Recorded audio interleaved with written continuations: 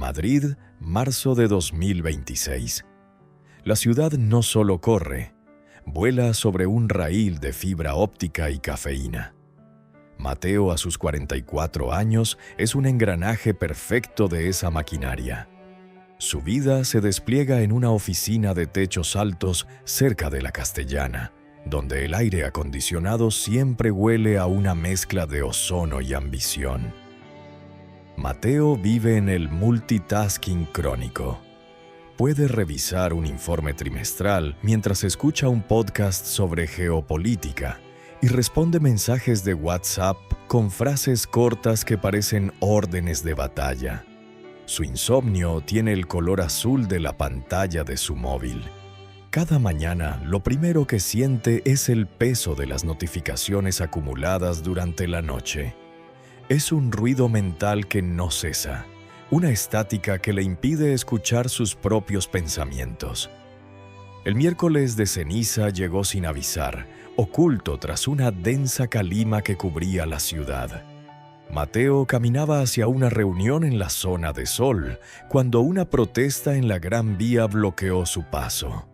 El caos de claxones y gritos lo empujó hacia un callejón lateral. Allí, casi por instinto de supervivencia ante el estruendo, cruzó el umbral de una iglesia cuya puerta de madera crujió como un viejo recuerdo. El silencio interior era absoluto. El olor a incienso y cera vieja le recordó a su infancia en el pueblo, a las manos de su madre, Carmen, que siempre olían a jabón y a paciencia. En el altar un sacerdote trazaba cruces de ceniza en frentes cansadas. Mateo no se puso en la fila, pero se sentó en el último banco. Al salir, algo en su pecho se sentía extrañamente ligero, como si hubiera dejado una maleta olvidada entre las sombras del templo. Recordó la voz de su madre. La cuaresma, hijo, no es dejar de comer carne, es empezar a comer verdad. Esa noche Mateo no encendió la televisión. Miró su salón minimalista y sintió que vivía en un escaparate. Fue entonces cuando decidió que sus próximos 40 días no serían una dieta, sino una reconstrucción. Los primeros 10 días fueron un ejercicio de contención casi física. Mateo se impuso el ayuno de la interrupción. En el mundo de la consultoría, el que habla más fuerte y más rápido suele ganar. Mateo decidió perder. En las reuniones del proyecto Ícaro, un contrato multimillonario, se obligó a permanecer en silencio hasta que todos hubieran terminado. La primera vez, el silencio fue incómodo. Sus colegas lo miraban esperando su habitual ráfaga de críticas constructivas. Pero al callar, Mateo empezó a notar matices que antes ignoraba. Escuchó la inseguridad en la voz de Carlos, un joven analista brillante pero aterrado por el fracaso. Notó cómo Lucía, la directora creativa, apretaba los puños cada vez que alguien la interrumpía. Por primera vez en años, Mateo no estaba esperando su turno para hablar. Estaba intentando entender qué había detrás de las palabras. Una tarde llamó a su madre. Normalmente la llamada duraba 3 minutos.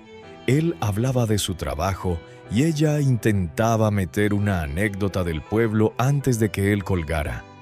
Esta vez, Mateo solo dijo: «Hola, mamá, cuéntame cómo estás». Escuchó durante 40 minutos. Escuchó sobre las flores que estaban brotando, sobre la vecina que se había recuperado de la gripe y sobre la soledad de las tardes de domingo. Al colgar, Mateo se dio cuenta de que la escucha es el ayuno del ego. Dejas de alimentarte de tu propia importancia para nutrirte de la existencia del otro. Llegada la mitad del camino, Mateo decidió atacar la raíz de su ansiedad: el ruido digital. Impuso un ayuno de conectividad. A partir de las 19:00, su teléfono se quedaba en un cajón. Los primeros 3 días fueron un descenso a los infiernos. Sentía vibraciones fantasma en el muslo. La necesidad de mirar algo era una picazón en el cerebro. Pero al cuarto día, el desierto empezó a florecer. Sin el flujo constante de información ajena, sus propios pensamientos empezaron a tomar forma. Se vio a sí mismo como un hombre que había construido una carrera exitosa sobre un terreno baldío. Tenía una casa preciosa en la que no se sentaba a leer, un coche caro que solo usaba para ir a sitios donde no quería estar, y 1000 amigos en LinkedIn que no sabían el color de sus ojos cuando estaba triste. Una tarde se fue al Parque del Retiro, se sentó bajo un ciprés calvo y simplemente observó. Vio a una pareja de ancianos caminar de la mano con una lentitud que le pareció revolucionaria. Vio a un niño perseguir una pompa de jabón como si fuera lo más importante del universo. La reflexión, escribió en una vieja libreta que encontró en el fondo de un cajón. No es pensar mucho, es dejar que las cosas te hablen sin que tú intentes etiquetarlas.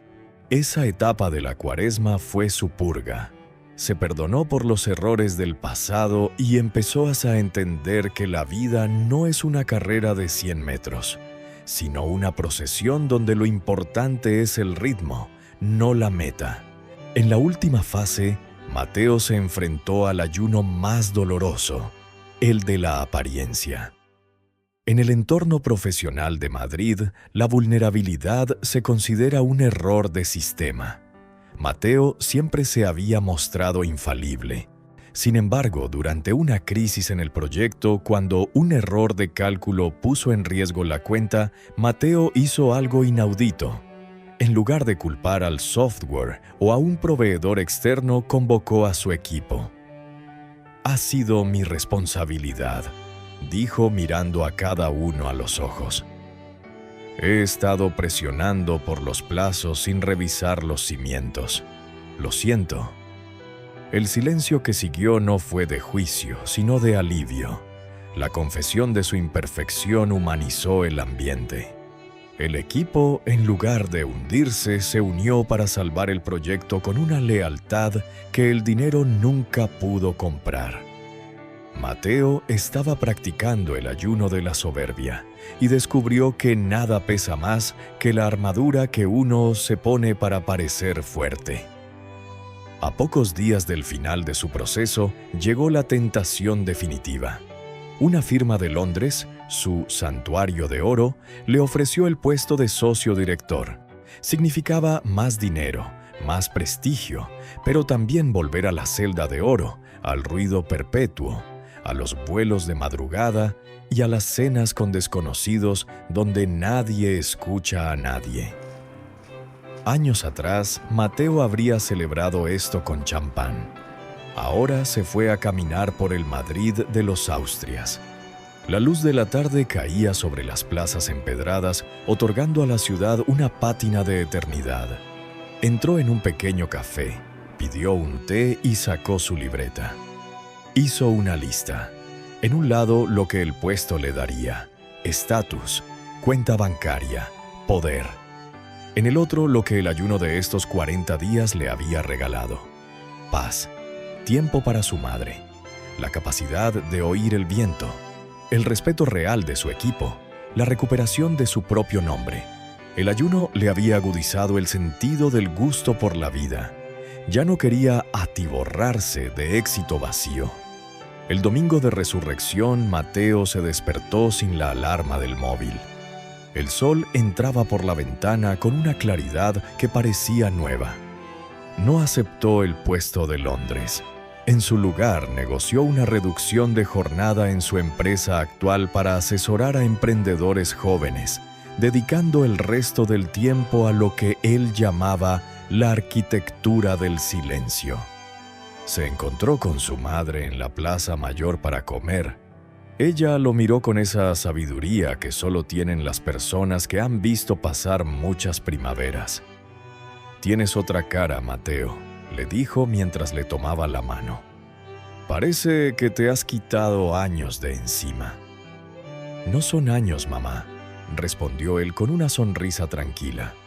Son ruidos. He aprendido a ayunar de lo que me sobraba para poder disfrutar de lo que tengo. Mateo comprendió que la Cuaresma no es un evento del calendario, sino un estado del alma. Es el arte de vaciar el vaso para que el agua siempre esté fresca.